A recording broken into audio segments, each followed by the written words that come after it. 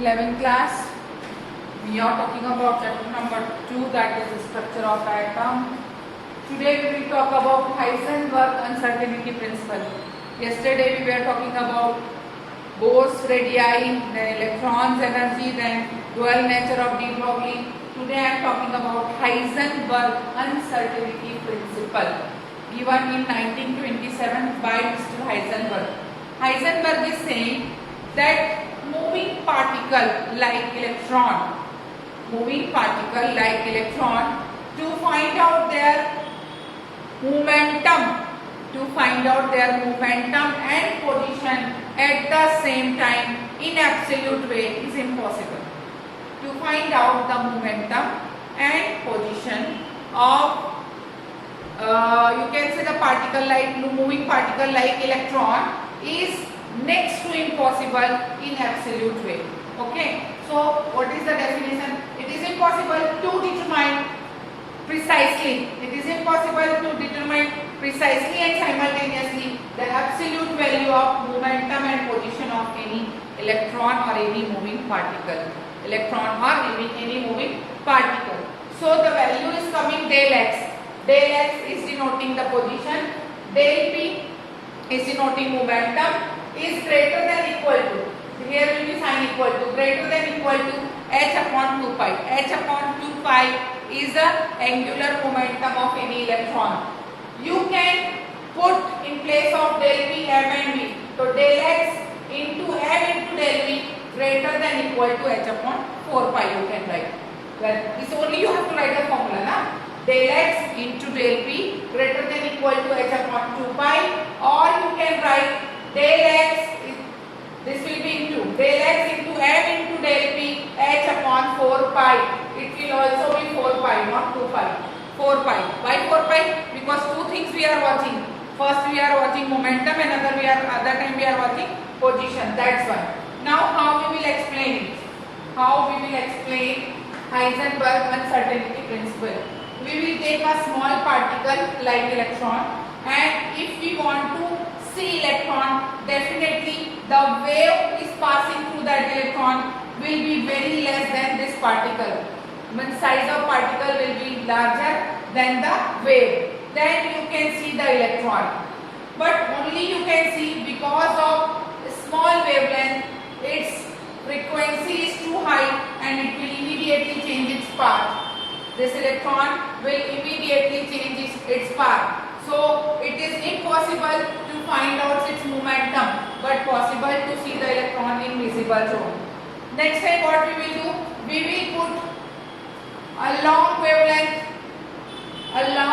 wavelength wave in particle like electron.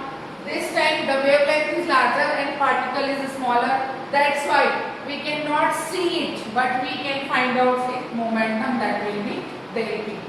So if you want to see, you have to put shorter wavelength than particle, and if you want to calculate momentum, you have to put larger wavelength than particle. Then you can get the momentum, otherwise you can get position in absolute way. Normal way, with some disturbance you can get both the things at a time, but absolute way you cannot get. So this is all about what? Mr. Heisenberg uncertainty principle. Now we are coming into the quantum number. Number which gives, there is 4 type of quantum number: n, l, m and s. Principal quantum number, azimuthal quantum number, magnetic quantum number and gas quantum number. These 3 quantum number gives complete information about electron, its energy, the cell in which it is present, the subcell in which it is getting, and the orientation of orbital also.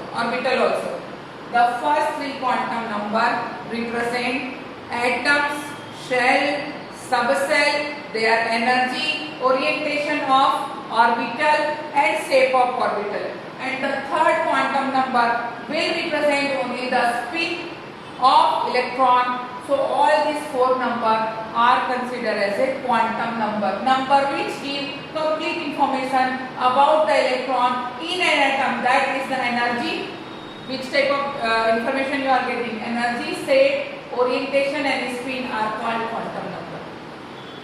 numbers which are capable to give you the knowledge of energy, say orientation and speed, are considered as a quantum number.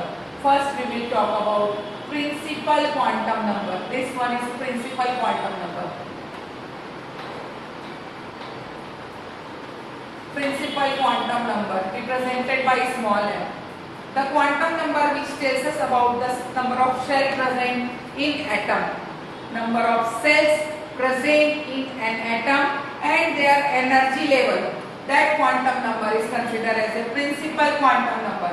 The energy level of this energy is low, stability is high, because K cell is very nearer to nucleus, its energy will be low, its attraction is high, that's why its stability is high.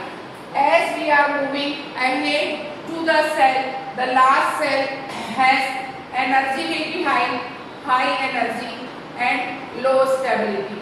Okay, so we are also getting the energy level and the number of cells. Through this quantum number, we can identify two things: n square and 2n square. N square is representing cell number and their orbitals.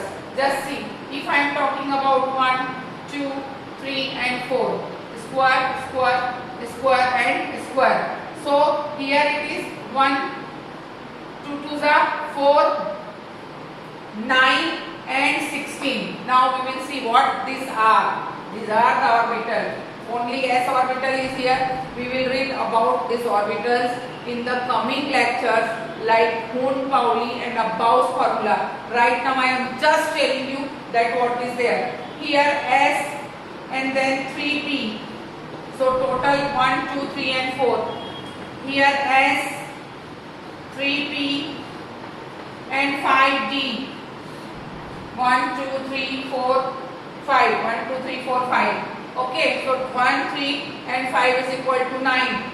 Here 1, then 3, then 5 and then 7. 1, 2, 3, 4, 5. 1, 2, 3, 4, 5, 6, 7. So the total number of orbital is denoted by n square, by the cell number. In first cell there is only one orbital, that will be s. These orbitals are denoted by s. It is s, it is p, it is d and it is f. So in first cell there is only one orbital, that is s orbital. In second cell there is s and p orbital. In third cell there is s1, p3 and d5 orbital. In fourth cell there is s1, p3, d5 and f7 orbital. Now through 2n square we can identify the number of electrons. 2 into 1 square is equal to 2. In s orbital there is only 2 electrons. 2 into 2 square, 2 to the 4 to 6. In p orbital 2 to the 4 to 8. So in second cell there will be 8 electrons. 2 in s, 2 in s, s and p, 2 and 6. Okay. Then 2 into 3, the square of 3. 3 to the 9 into 2 is equal to 18. So total 18 electrons. How? S, P, D. 2, 6 and 10. Clear? And 2 into 4 square is equal to 32. S, P, D and F. 2, 6, 10 and 14. Okay. So in first cell there is only 2 electrons, that will be in s orbital. In second cell there will be 8 electrons, 2 in s, 6 in p. In third cell there will be 18 electrons, 2 in s, 6 in p, 10 in d. And in fourth cell there will be 32 electrons, 2 in s, 6 in p, 10 in d and f14. So this is all about principal quantum number. The quantum number which tells us about the number of cell and its energy, the number of electrons they occupy, the number of orbitals they occupy. That is all about the principal quantum number.